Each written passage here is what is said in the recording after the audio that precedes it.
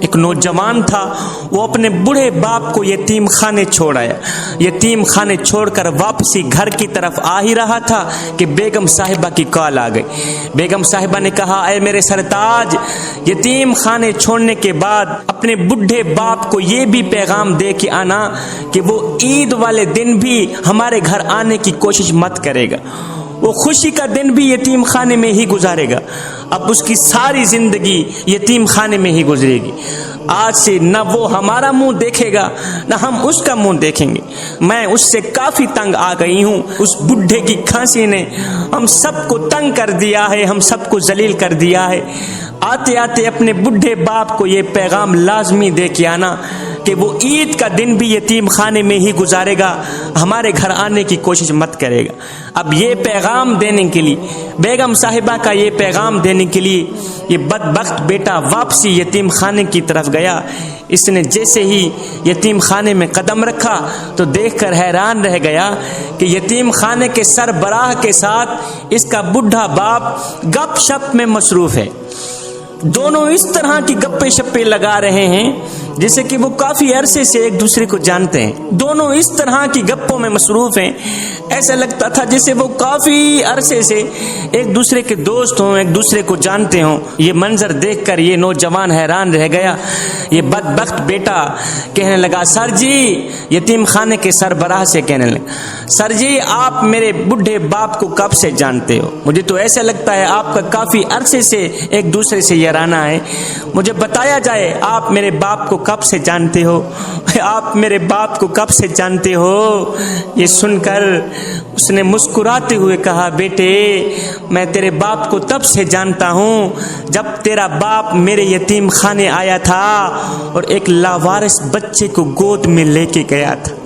تیرا باپ میرے یتیم خانے آیا تھا، اس نے کہا تھا، ہائے میں بے اولاد ہوں، کوئی تیرے یتیم خانے لاوارث بچہ آ گیا ہو تو اٹھا کے میری جھولی میں ڈال دو، مجھے دے دو، میں اس کی خدمت کروں گا، میں اس کو پالوں گا، اپنے منہ سے نوالا نکالوں گا، اس بچے کے منہ میں ڈالوں گا، اپنی رگوں سے خون نکالوں گا، اس بچے کی رگوں میں ڈالوں گا۔ جب یہ نوجوان ہو جائے گا، جب میں بوڑھا ہو جاؤں گا، جب میں بوڑھا بن جاؤں گا، جب میں کمزور بن جاؤں گا، یہ بچہ طاقتور بن جائے گا تو یہ میری خدمت کرے گا۔ جب یتیم خانے کے سربراہ نے کہا، میاں میں اس بڈھے کو تب سے جانتا ہوں جب یہ میرے یتیم خانے سے ایک لاوارث بچے کو اٹھا کے گیا تھا، یہ جملہ سن کر اس بدبخت بیٹے کی چیخ نکل گئی۔ جوانوں، پتہ ہے وہ لاوارث بچہ کون تھا؟ یہ وہی بدبخت بیٹا تھا جو آج اپنے بوڑھے باپ کو یتیم خانے چھوڑنے آیا تھا، جو بوڑھے باپ کی کھانسی سے تنگ آ گیا تھا۔ وہ یہی بدبخت بیٹا تھا جو آج بوڑھے باپ کو خدمت نہ کرنے کی وجہ سے یتیم خانے چھوڑ کے جا رہا ہے، تنہا چھوڑ کے جا رہا ہے، اور ساتھ میں یہ بھی کہہ کے جا رہا ہے کہ آج سے نہ تو ہمیں منہ دکھائے گا نہ ہم تجھے منہ دکھائیں گے، آج کے بعد تو یہاں سے جیے گا، یہاں سے ہی تیرا لاشا جائے گا۔ جوانوں، خدا کے لیے اپنے بوڑھے والدین کی قدر کرو، بوڑھے باپ کی خدمت کرو۔ خوش قسمت لوگ ہیں وہ جو اپنے بوڑھے والدین کی خدمت کرتے ہیں، خوش بخت لوگ ہیں وہ جو اپنے بوڑھے والدین کی خدمت کرتے ہیں۔ جوانوں، کائنات میں ہر بندہ تمہیں نیچے دیکھنا چاہتا ہے، کائنات میں ہر انسان تمہیں نچلے درجے کو دیکھنا چاہتا ہے۔ دنیا میں واحد شخص ایک تیرا باپ ہی ہے جو تمہیں ہر وقت دیکھنا چاہتا ہے تو اوپر کی طرف ہی دیکھنا چاہتا ہے، جو تمہیں پرواز کرتے ہوئے دیکھنا چاہتا ہے۔ دنیا کا ہر انسان تمہیں ہرانا چاہتا ہے، اور سنو، جو تمہیں کامیاب دیکھنا چاہتا ہے، خود سے بھی زیادہ کامیاب دیکھنا چاہتا ہے، وہ کوئی اور نہیں ہے، وہ تیرا باپ ہی ہے۔ میاں، خوش قسمت لوگ ہیں وہ جن کے ہاتھ میں اپنے باپ کی انگل ہے، جن کے ہاتھ میں باپ جیسا عظیم سہارا ہے۔ شیخ سعدی کہتے ہیں، میں بچپن میں عید کی نماز پڑھنے باپ کی انگل پکڑ کر جا رہا تھا کہ بچوں کے ہجوم میں مجھ سے میرے باپ کی انگل چھوٹ گئی۔ بچے کھیل رہے تھے نا، میں نے اپنے باپ کی انگل چھوڑی اور کھیل کود میں مست ہو گیا۔ کھیل کود میں اتنا مست ہوا کہ باپ آگے نکل گیا، میں کھیل میں مست ہو گیا۔ جب کھیل کود سے فارغ ہوا تو مجھے پتہ چلا، اوہو میرا باپ کہاں ہے۔ اب میں رو رہا تھا، چیخ رہا تھا کہ میں باپ سے جدا ہو گیا ہوں، میرا باپ کہاں ہے، میرا باپ کہاں ہے، مجھے میرا باپ ملا دو۔ تو ادھر سے باپ بھی مجھے ڈھونڈتے ڈھونڈتے اچانک سے آ نکلے۔ مجھے دیکھ کر میرے باپ غصے سے کہنے لگے، او نادان، میں نے تجھے کہا نہیں تھا کہ میری انگل نہیں چھوڑنی؟ او بچے، تجھے پتہ نہیں ہے کہ جو باپ کی انگل چھوڑتا ہے وہ اکیلا ہی رہ جاتا ہے۔ بیٹے، جو باپ کی انگل چھوڑتا ہے وہ اکیلا ہی رہ جاتا ہے، تو نے میری انگل کیوں چھوڑی؟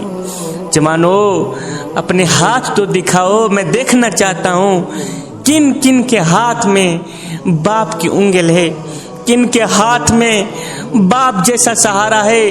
جوانو، اگر ہاتھ میں باپ کی انگل ہے تو یہ ہاتھ قیامت تک سلامت رہیں، اگر ہاتھ میں باپ کی انگل نہیں ہے تو پھر یاد رکھنا، بازار میں ہر چیز مل جاتی ہے، نہیں ملتا تو باپ جیسا سہارا ہی نہیں ملتا۔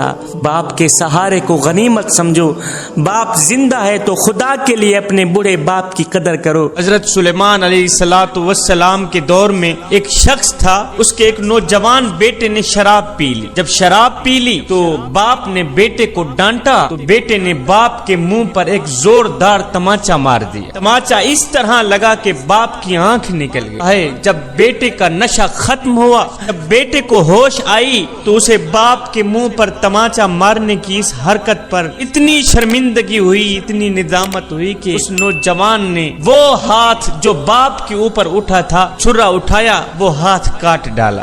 جب باپ نے بیٹے کا کٹا ہاتھ دیکھا، ایک دم پاؤں سے زمین نکل گئی، رو کر کہنے لگا، او میرے بیٹے، کاش میری ہزاریں ہوتی، ایک ایک کر کے نکل پڑتی، وہ میں برداشت کر لیتا، لیکن تیرا کٹا ہاتھ دیکھ کر میرا جگرا پھٹ گیا ہے، مجھ سے برداشت نہیں ہو رہا۔ میرے بیٹے، یہ تو نے کیا کر دیا ہے؟ تو نے اپنا ہاتھ کیوں کاٹا ہے؟ جس وقت میری آنکھ نکلی تھی، کاش کہ اسی وقت میں مر جاتا کہ مجھے میرے لال کا کٹا ہاتھ نہ دیکھنا پڑتا۔ میرے لال، یہ تو نے کیا کر دیا ہے؟ ایک چھوٹی سی باپ کی آنکھ کے پیچھے تو نے اتنا بڑا ہاتھ کاٹ دیا، تو نے تو میرا جگرا پھاڑ دیا۔ اب یہ دونوں حضرت سیدنا سلیمان علیہ السلام کی خدمت میں حاضر ہوئے۔ جب حاضر ہوئے تو اپنا سارا قصہ سنایا۔ اس کے بعد حضرت سلیمان علیہ السلام نے کیا کیا؟ بیٹے کا کٹا ہاتھ اس کی جگہ رکھ دیا اور باپ کی نکلی آنکھ بھی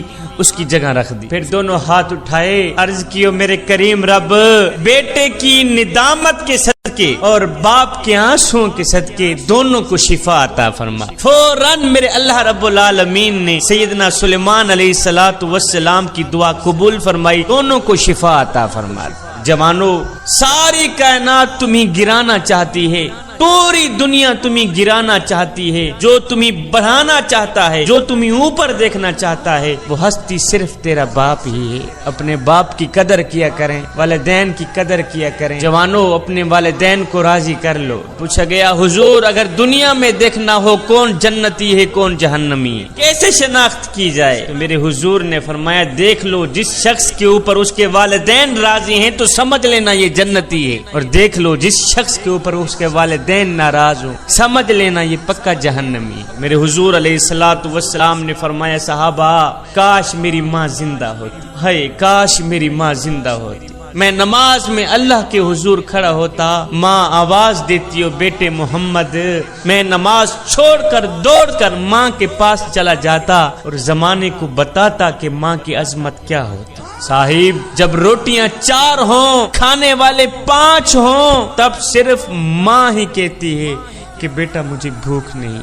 ایک نوجوان تھا، وہ اپنی ماں کو یتیم خانے چھوڑ آیا، ساتھ میں انتظامیہ کو اپنا نمبر بھی لکھ کے دے آیا کہ جب میری ماں مرنے پہ آئے تو مجھے اطلاع کر دینا، میں نے اپنی ماں کی تدفین اپنے شہر میں ہی، اپنی بستی میں ہی کرنی۔ کچھ دن گزرے، جب ماں کا وقت آخر آیا تو انتظامیہ نے فون کیا، نوجوان میاں، تو نے کہا تھا کہ جب میری ماں کا وقت آخر آئے مجھے بلانا، میں نے اپنی ماں کی تدفین اپنے شہر میں ہی کرنی ہے، تیری ماں کا وقت آخر آ گیا ہے، اسے لے جا۔ اب یہ نوجوان گیا، ماں کو اٹھا کے گھر کی طرف آ ہی رہا تھا کہ ماں بول ہی پڑی، بیٹے میں تو جا رہی ہوں، میں تو مر رہی ہوں، میرے مرنے کے بعد میری ایک خواہش ہے، یہ پوری کر دیں۔ بیٹے نے کہا جی ماما جان کون سی خواہش ہے؟ کہا بیٹے یہ جو یتیم خانہ ہے نا جس کے اندر میں نے کافی دن گزارے ہیں، اس یتیم خانے کے کچھ پنکھے خراب ہیں، اگر ہو سکے تو میرے مرنے کے بعد یہ پنکھے ٹھیک کرا دینا۔ بیٹے نے کہا ماں تو جا رہی ہے اور تو مر رہی ہے، اب اگر میں پنکھے ٹھیک کرا بھی دوں تو تجھے کیا فائدہ ملے گا؟ ماں نے کہا بیٹے یہ پنکھے میں اپنے لیے ٹھیک نہیں کرا رہی، میں تو تیرے لیے ٹھیک کرا رہی ہوں کہ جب تیری اولاد جوان ہوگی، جب تجھے اس یتیم خانے میں چھوڑ جائے گی، ہے بیٹا گرمی کی وجہ سے اگر تو اسی بند کمرے میں ہی سسکتا رہا، مجھے تو قبر میں ہی چین نہیں آئے گا کہ میرا لال گرمی میں سسک رہا۔ بیٹا میں اپنے لیے پنکھے نہیں لگوا رہی، میں تو تیرے لیے لگوا رہی۔ میرے حضور علیہ الصلوۃ والسلام کے پاس ایک صحابی آیا، کہنے لگا یا رسول اللہ میں مال جمع کرتا ہوں اور میرا باپ جو ہے مجھ سے پوچھے بغیر میرا مال خرچ کر لیتا ہے، آپ میرے باپ کو کہیں کم از کم وہ مجھ سے پوچھ تو لے، بڑی محنت سے میں مال جمع کرتا ہوں اور میرا باپ جو ہے وہ مجھ سے پوچھے بغیر میرا مال خرچ کر لیتا ہے، مجھ سے پوچھتا تک نہیں ہے۔ آپ میرے باپ کو فرمائیں کہ مال خرچ کرنے سے پہلے بیٹے سے پوچھ تو لیا کرے۔ میرے حضور علیہ الصلوۃ والسلام نے فرمایا اس کے باپ کو میرے سامنے لایا جائے، اس کے باپ کو میرے ہاں حاضر کیا جائے۔ ادھر سے جب باپ کو پتہ چلا کہ میرے بیٹے نے حضور کے آگے میری شکایت کی ہے، شکایت کا سن کر باپ نے اپنے دل میں دکھ اور رنج کے کچھ شعر پڑھے، کچھ اشعار پڑھے۔ اس کے باپ کو حضور علیہ الصلوۃ والسلام کے پاس لایا گیا۔ جب یہ باپ حاضر ہوا تو ادھر سے حضرت جبریل امین بھی آ گئے، کہنے لگے یا رسول اللہ فرماتا ہے کہ اس کے باپ کو کہو مقدمے کا فیصلہ بعد میں کریں گے، پہلے وہ اشعار سناؤ جو تم نے دل میں پڑھے ہیں۔ یہ کہتے ہی حضرت جبریل امین واپس چلے گئے۔ جب یہ باپ حضور علیہ الصلوۃ والسلام کی خدمت میں حاضر ہوا تو میرے حضور علیہ الصلوۃ والسلام نے فرمایا میاں تیرے مقدمے کا فیصلہ بعد میں کریں گے، پہلے وہ اشعار جو تو نے دل میں پڑھے ہیں وہ پہلے سنا، بعد میں تیرے مقدمے کا فیصلہ کیا جائے گا۔ ہے اب یہ شعر اتنے دردناک تھے، ان اشعار میں اتنا درد بھرا ہوا تھا، اتنا دکھ بھرا ہوا تھا۔ جب یہ شعر ختم ہوئے تو میرے حضور علیہ الصلوۃ والسلام کی آنکھیں چھم چھم برس رہی تھی، میرے حضور علیہ الصلوۃ والسلام رو رہے تھے، اتنا درد تھا ان اشعار میں۔ اب باپ نے وہ اشعار پڑھنا شروع کیے۔ ان شعروں کا، ان اشعار کا ترجمہ یہ تھا کہ اے میرے بچے، میرے بیٹے، میں نے تیرے لیے سب کچھ کیا، تیرے اوپر اپنا سب کچھ قربان کر دیا۔ جب تو گود میں تھا میں اس وقت بھی تیرے لیے پریشان تھا، جبکہ آج تو جوان ہے میں آج بھی تیرے لیے پریشان ہوں۔ تو سوتا تھا ہم تیرے لیے جاگتے تھے، تو روتا تھا ہم تیرے لیے روتے تھے۔ بیٹے میں سارا دن تیرے لیے خاک چھانتا تھا، میں سارا دن کڑکتی دھوپ میں تیرے لیے روزی کماتا تھا، دن رات ایک کر کے نہ دن کو سوتا تھا نہ رات کو سوتا تھا، دن رات ایک کر کے میں تیرے لیے روٹی کا انتظام کیا کرتا تھا کہ مجھے ملے نہ ملے لیکن میرے بچے کو روٹی مل جائے، میرے بیٹے کے چہرے پر مسکراہٹ ہی نظر آئے، چاہے میرے آنسوؤں کے سمندر اکٹھے کیوں نہ ہو جائیں۔ بیٹے جب تو کبھی بیمار ہوتا تو ہم ساری رات تیرے لیے تڑپتے رہتے، تیرے ایک پہلو بدلنے پر ہم ہزاروں وسوسوں کا شکار ہوتے۔ بیٹے تیری بیماری ہماری کمر توڑ دیتی تھی، تیری بیماری ہمیں مار دیتی تھی، تیری تکلیف ہمیں تڑپا دیتی تھی، ہمیں یوں لگتا تھا کہ تو بیمار نہیں بلکہ ہم بیمار ہیں۔ میرے بیٹے تیری آہ پر ہماری آہ نکلتی تھی، تیری ہائے پر ہماری ہائے نکلتی تھی، ہمیں ہر پل، ہر وقت، ہر گھڑی، ہر لمحے یہی فکر رہتی تھی کہ کہیں ہمارے بیٹے کی جان نہ چلی جائے۔ اور میرے بیٹے ہم نے تجھے اس طرح پروان چڑھایا ہے، میں جوان تھا تو بچہ تھا، میں اپنی رگوں سے خون نکالتا رہا، تیری رگوں میں ڈالتا رہا، اپنے بدن سے طاقت نکالتا رہا، قوت نکالتا رہا، تیرے بدن میں ڈالتا رہا، اپنے منہ سے نوالا نکال کر تیرے منہ میں ڈالتا رہا، خود بھوکا رہا، تجھے کھلاتا رہا۔ میرے بیٹے खुद प्यासा रहा तुझे पिलाता रहा, यहाँ तक कि मैं खुद बुढ़ापे का शिकार हो गया और तुझ में जवानी रंग भर आई। तू आहिस्ता आहिस्ता जवान होता गया और मुझसे बुढ़ापा जवानी छीनता गया। फिर जब मैं इस सतह पर आया कि अब मुझे तेरे सहारे की जरूरत पड़ी, मैं सोचता था कि जैसे मैंने तुझे पाला है ऐसे तू भी मुझे पालेगा। जिस तरह मैंने तेरे नाज उठाए हैं इसी तरह आज तू भी मेरे नाज उठाएगा। जिस तरह मैंने अपने हाथों से तेरे मुंह में लुकमा डाला है, आज मैं बूढ़ा हो गया था, मैं सोचता था इसी तरह तू भी अपने हाथों से मैं कमबख्त बाप के मुंह में लुकमा डालेगा। लेकिन हाय बेटे, आज तेरा लहजा बदल गया, आज तेरी जुबान बदल गई, आज तेरी आवाज बदल गई, तेरी आंख बदल गई, आज तेरे लहजे बदल गए, तेरे तेवर बदल गए। आज तू मुझे यूं समझने लगा जैसे मैं तेरा नौकर हूँ। आज तू मुझसे यूं बोलने लगा जैसे मैं तेरा जर खरीदा गुलाम हूँ। बेटे, ये तू भूल गया कि मैंने तुझे किस तरह पाला है, मैंने किस तरह तेरे नाज उठाए हैं। तेरे लिए हम पूरी पूरी रात जागे, पूरी पूरी रात तड़पे, अपने सुकून को तेरे सुकून के ऊपर कुर्बान कर दिया, अपनी नींद को तेरी नींद पे कुर्बान कर दिया, अपने चैन को तेरे आराम और सुकून पे कुर्बान कर दिया। लेकिन आज तू हमें जर खरीदा गुलाम समझ बैठा है, आज तू हमें अपना नौकर समझ बैठा है। आज तू मेरे साथ वो कर रहा है जो कि इतना कुछ आका अपने नौकर के साथ भी नहीं करता, इतना कुछ मालिक अपने गुलाम के साथ भी नहीं करता।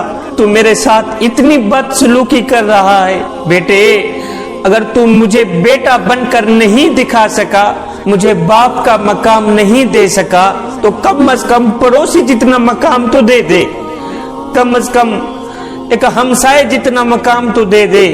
पड़ोसी भी पड़ोसी का हाल चाल पूछ लेता है, पड़ोसी भी पड़ोसी के दर्द सुन लेता है, दुखड़े सुन लेता है। मेरे बेटे, क्या मैं इतना गिर गया हूँ कि आज तू मुझे पड़ोसी जितना भी नहीं समझता।